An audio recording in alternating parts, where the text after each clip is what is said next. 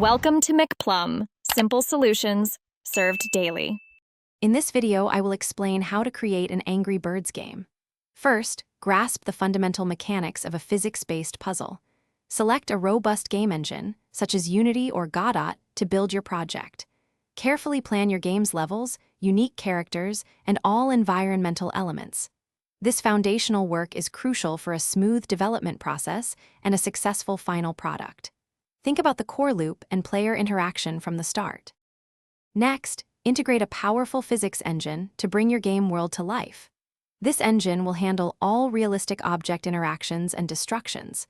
Develop the iconic slingshot mechanism, allowing players to launch birds with precise control and varying power levels.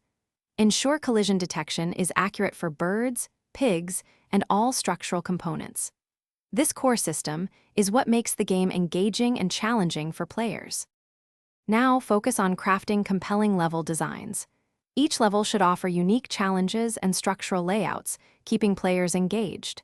Design a cast of distinct bird characters, each possessing special abilities that add strategic depth.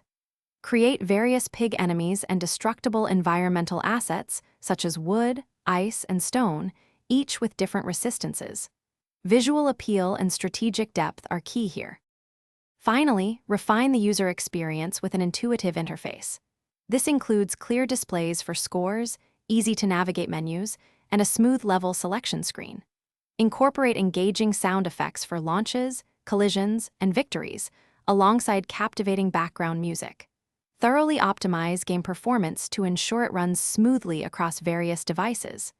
Extensive testing is vital for a polished and enjoyable final product. Thanks for watching. Stay juicy and subscribe.